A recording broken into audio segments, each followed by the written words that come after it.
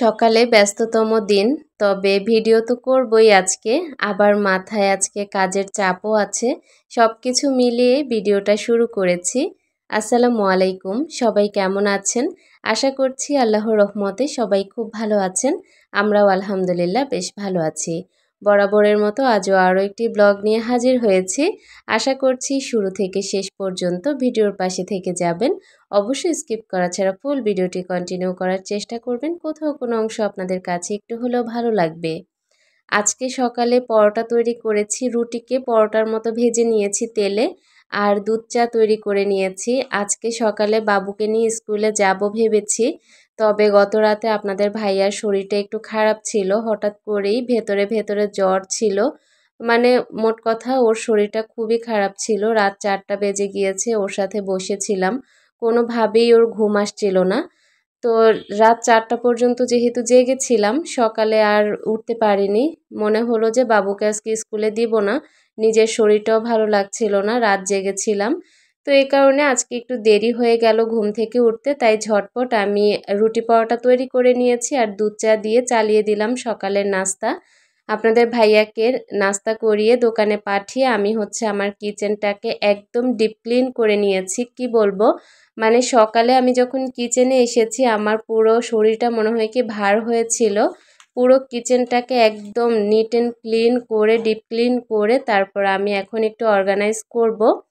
অনেক দিন যখন একরকম যে কোনো জায়গা অর্গানাইজ করা থাকে, তারপর কেমন যেন মনে হয় যে একটু না, অন্যরকমভাবে অর্গানাইজ করে নিলে ভালো লাগবে। তো সেরকমটাই সব কিছু আগে থেকেই কেনাকাটা করা ছিল। আপনারা তো আমার এই জিনিসগুলো সবসময় দেখেন। তো এই কাপ আর কেতলিগুলো এতদিন টেবিল অর্গানাইজেশনের কাজে ব্যবহার করেছিলাম। এখন ওই জায়গাটা মনে হচ্ছে একটু নতুন করে সাজাবো, আর ওগুলো এখন কিচেনে নিয়ে এসে এই তাকটার মধ্যে রেখে দিয়েছি। আর তাকটাকেও খুব চকচকে করে মেজে নিয়েছি, হয়তোবা ভিডিওতেই বুঝতে পারছেন।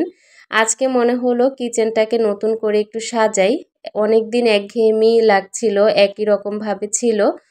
তো এই তো দেখতে পেয়েছেন কিভাবে সাজিয়ে নিয়েছি। তাকের মধ্যে আমি একটা টি কর্নার তৈরি করে নিয়েছি। গ্রিন টি থেকে শুরু করে আমি বিভিন্ন রকমের কাপ রেখেছি, চামচ রেখেছি, কেতলি রেখেছি। সব কিছু রাখার পর পাশে একটা গাছ রেখেছি। আর সামনের সাইডটা কিভাবে অর্গানাইজ করেছি সেটা তো আপনারা দেখেছেন। একটা ফুলদানি রেখেছি, একটা টিস্যু হোল্ডার রেখেছি, আর একটা সৌন্দর্যের জন্য একটা বোতল রেখে দিয়েছি। দেখতে খুবই ভালো লাগছিল। যাই হোক, চুলার পাশে এতদিন একরকমভাবে সাজানো ছিল অয়েল জারগুলো, আজকে একটু অন্যরকমভাবে অন্য একটা নতুন ট্রে দিয়ে তারপর আমি একটু সাজিয়ে নিচ্ছিলাম। পেছন সাইডে আমি মেঘলা ট্রেগুলো রেখে দিয়েছি, আর সামনের সাইডে যে বার্গার ট্রেটা আছে সেটা রেখে দিয়েছি। দেখতে ভীষণ ভালো লাগছে, তবে উপরের সাইডটা একদম খালি লাগছিল। তারপর আমি আর্টিফিশিয়াল একটা ফ্লাওয়ারের লতা ঝুলিয়ে দিয়েছি। স্পুন রাখার জন্য সবসময় চুলার উপরে একটা ট্রে থাকে, তো ওই ট্রের মধ্যে আমি একটা স্প্যাচুলা রেখে দিয়েছি।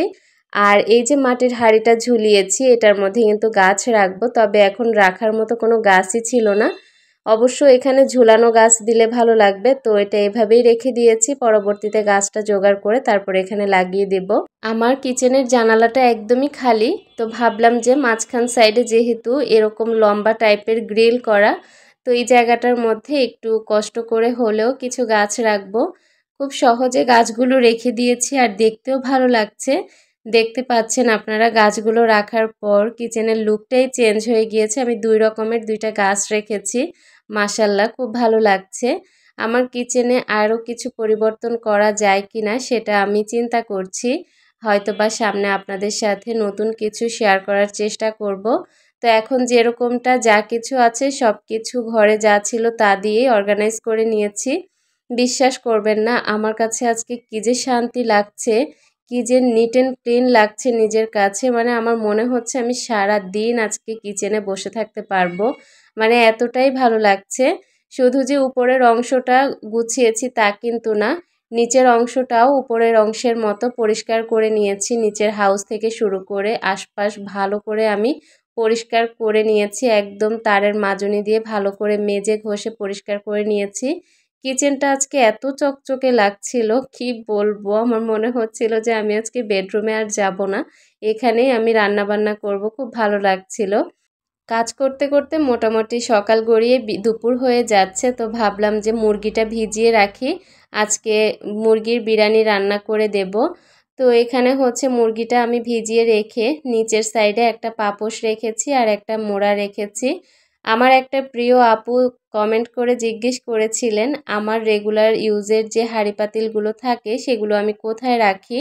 আপু, এত ছোট একটা কিচেন, কোথাও রাখার জায়গা নেই, তাই কিচেনের যে চুলার নিচের অংশটা খালি আছে এই জায়গাতে আমি কিভাবে পাতিলগুলো রেখেছি আপনি হয়তোবা দেখে বুঝতে পেরেছেন।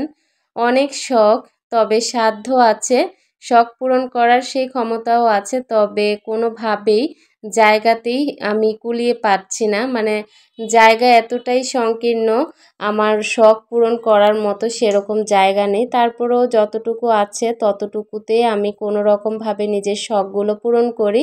আমি যে কোনো সময় যে কোনো ফার্নিচার জোড়াতে পারি বা যে কোনো সময় যে কোনো কিছু কেনাকাটা করতে পারি, তবে কি বলবো, জায়গার জন্য কোনো কিছুই আমি করতে পারি না। যেমন আমার বড় মেয়ের একটা পড়ার টেবিলের খুবই প্রয়োজন, তবে আমার বাসাটা এতটাই ছোট, আমি বাচ্চার জন্য যে একটা টেবিল কিনবো, টেবিল কিনে কোথায় রাখবো সেটা আর হয়ে উঠছে না। সেই সাথে বাচ্চাদের জন্য খুব ইমার্জেন্সি একটা খাটের প্রয়োজন, বাচ্চারা যেহেতু বড় হয়ে যাচ্ছে। বড় মেয়ে তো মোটামুটি মাশাল্লাহ বড়ই হয়েছে, তো ওর জন্য একটা খাটের খুব প্রয়োজন, কিন্তু খাটটা তো যে কোনো সময় কিনতে পারবো, তবে খাট কিনে আমি কোথায় রাখবো এই কারণে কোনো কিছুই কিনতে পারি না। তো এটাই হচ্ছে কষ্ট, আসলে মানুষ সব কিছু সব দিক থেকে পায় না। তো আমার জায়গার জন্য আমি কোনো জিনিসই জোড়াতে পারি না, এটাই আমার মনের একটা কষ্ট। কিচেনটাকে তারপরেও মনের মতো করে সাজাতে পারি, যতটুকু জায়গা আছে ততটুকুতেই আলহামদুলিল্লাহ, এতটুকু না থাকলেও বা কী করতাম। যাই হোক, কিচেন অর্গানাইজ করার মাঝখানেই আমি রান্নাবান্না শেষ করে নিয়েছি। আপনাদের ভাইয়া দোকান থেকে বাসায় চলে এসেছে, মোটামুটি 2টা থেকে 2:30 বেজে গিয়েছে। আমি এর মধ্যে গোসল করে একদম ফ্রেশ হয়ে নিয়েছি, আর আপনাদের ভাইয়াকে 1 গ্লাস শরবত বানিয়ে তারপর খাবার দিয়ে দিব। আজকের মতো বিদায়, ভালো থাকবেন, আল্লাহ হাফেজ।